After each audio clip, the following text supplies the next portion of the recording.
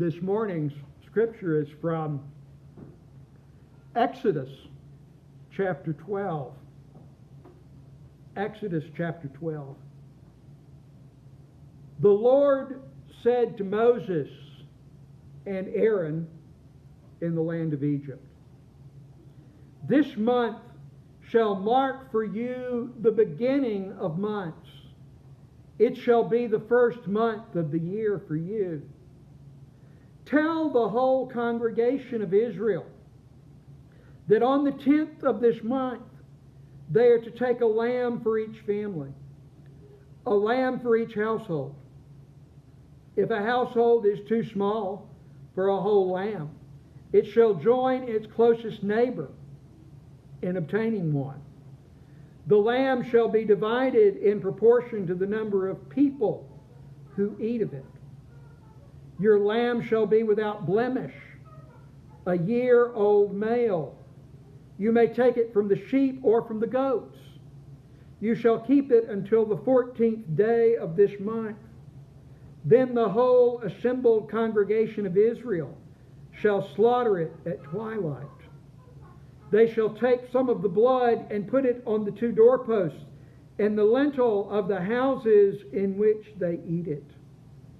They shall eat the lamb that same night. They shall eat it roasted over the fire with unleavened bread and bitter herbs. Do not eat any of it raw or boiled in water, but roast it over the fire with its head, legs, and inner organs. You shall let none of it remain until the morning. Anything that remains until the morning you shall burn. This is how you shall eat it: your loins girded, your sandals on your feet, and your staff in your hand. And you shall eat it hurriedly. It is the Passover of the Lord.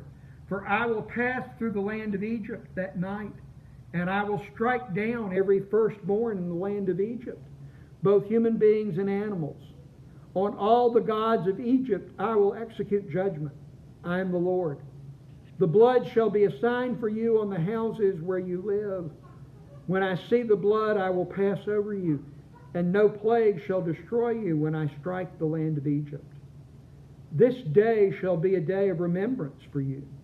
You shall celebrate it as a festival to the Lord throughout your generations. You shall observe it as a perpetual ordinance."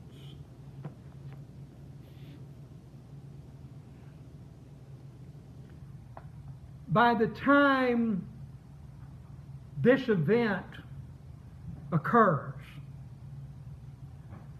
Egypt has been visited by plagues. We have been visited by a plague. We're 6 months into it almost, because of the ways that humans and animals have interacted. A virus in an animal has jumped to human beings, and then it jumps from one human being to another, and we are coping with it, not only in this country, but throughout the world. The world has been visited by a plague. And there are other plagues. There is the plague of social unrest, as tensions and grievances from centuries have now erupted again and are playing themselves out in our communities.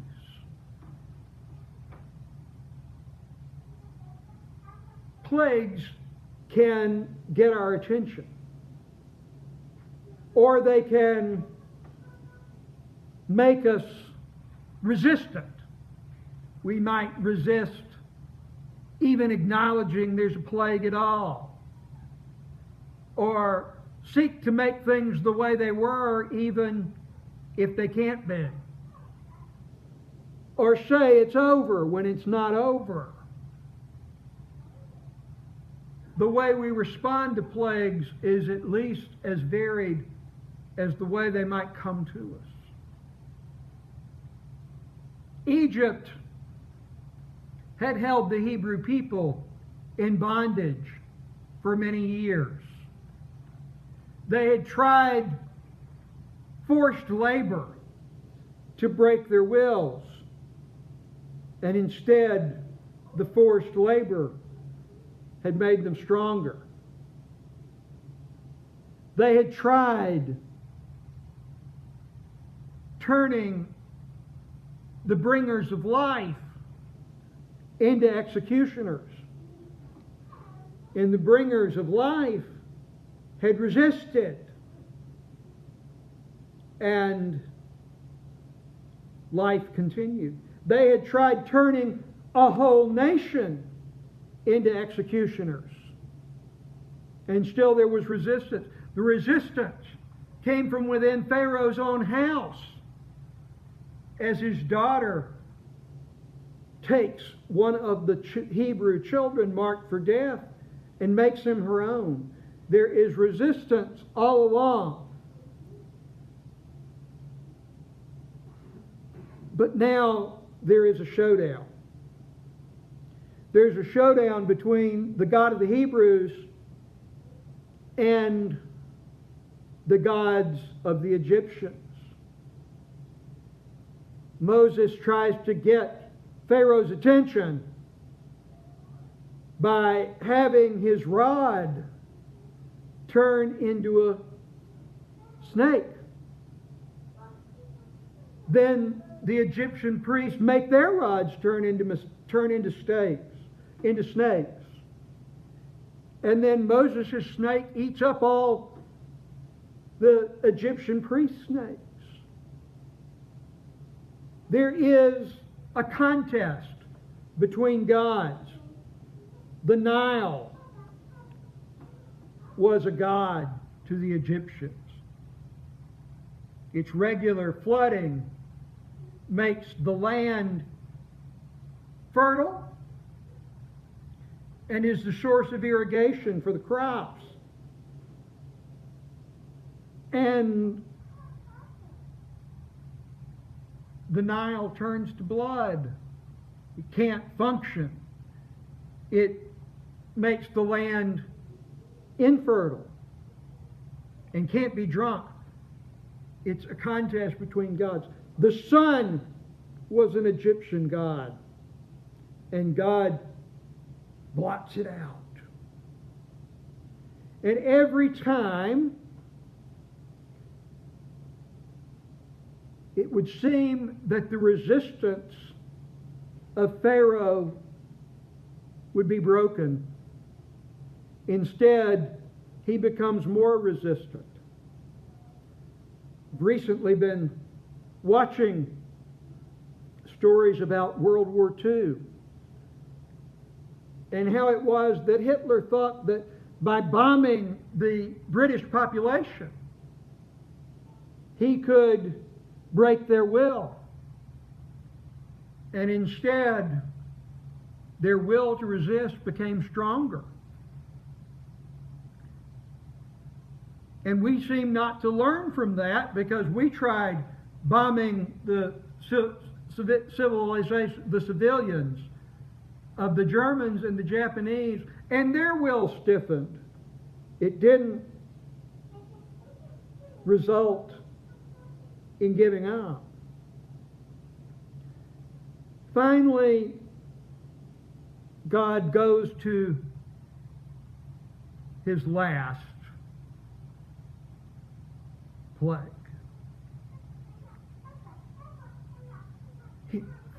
Pharaoh had started this contest over children, trying to turn his nation into executioners.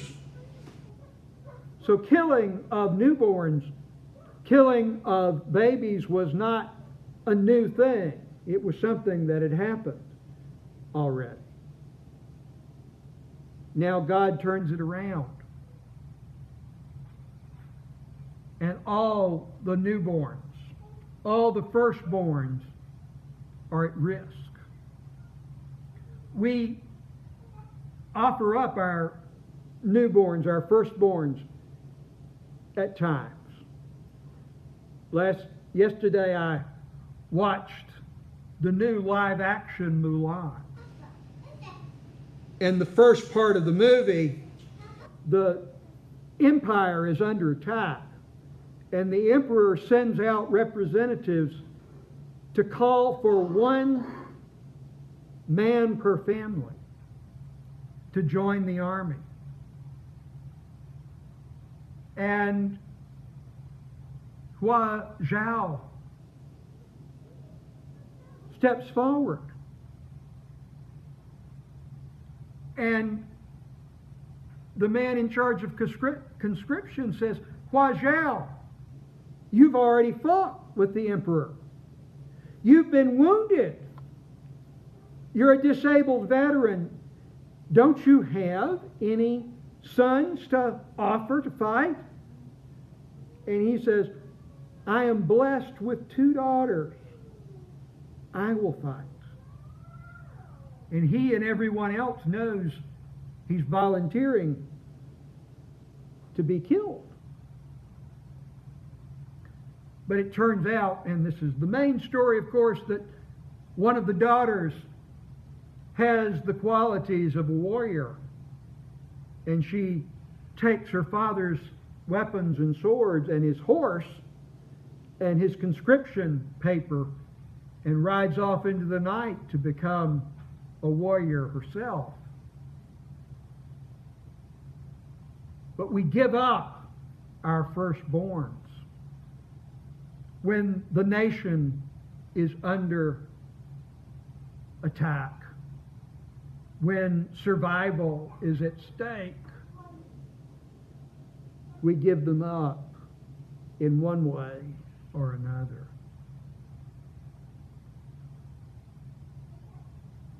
God says to roast the lamb, roast meat. And all of us, I think, can identify with the good feeling that comes about when we smell roasting meat, when we smell meat being cooked over a fire. Human civilization can be said to have begun when we began roasting meat over fires. We could get that calorie-dense food into our bodies and our brains could develop. Cooked food is easier to chew than raw food, and we could eat 3 meals a day quickly rather than spending most of the day chewing as other primates do. The smell of roasting meat pervaded Egypt. They asked for the firstborn male, for a 1-year-old male to cook. And if you're keeping sheep for wool, you really don't need the 1-year-old males. They'll fight with each other. You really just need 1 or 2 rams for all the ewes. And so the yearling male is available for cooking, for eating. And the blood is to be drained out and put on the doorstep, because the firstborn males will be killed. Pharaoh tried being a god and calling for genocide, and God responds. Things are now at a desperate place. And like Emperor Hirohito, after the atomic bombs were dropped, Pharaoh finally changes his mind and says, "Get out of here. Let's see if you getting out of here will turn things back to normal."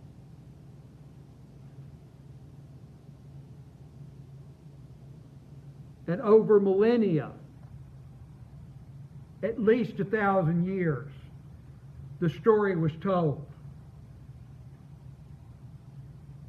And on that 10th day, on the day we call Palm Sunday, Jesus comes up from Jericho on a donkey with people waving palms, the symbol of rebellion against foreign occupiers, and saying, "Save us now." And up from the sea comes Pilate. He spends most of his time at the imperial city, Caesarea Maritima, by the Mediterranean. But on Passover, the 50,000 or so permanent residents of Jerusalem are augmented by 2 million or so pilgrims. And the fires to cook the lamb have already been set, have already been begun. Jerusalem smells of smoke. And people are thinking about the festival of national liberation. And Pilate wants to keep it from getting out of hand. And he hears about this hick rabbi from Nazareth, whose procession seems to be making fun of his procession. And he's got to find him and eliminate the threat. And according to John, on the day and at the time that the lambs for Passover were slaughtered, God's firstborn is slaughtered. God's firstborn has his blood spilled. And all of our fears, all of our anger, all of our hatreds are placed on God's firstborn. And God's firstborn becomes the agent of freedom for us.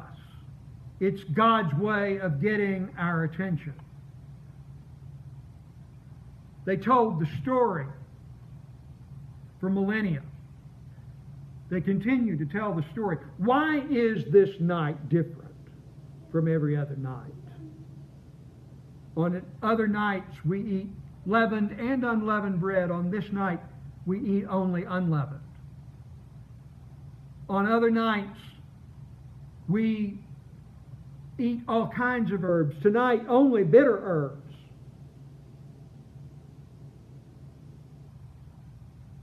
And the story is told in answer to the questions. And now our story is told that God gave up God's firstborn to get our attention, to ask us to change our wills and change our ways. And God continues to ask.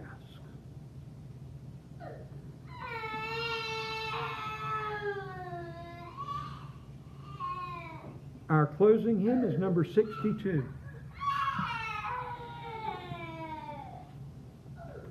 I was still louder than you, You gave it your best, but I was still louder than you.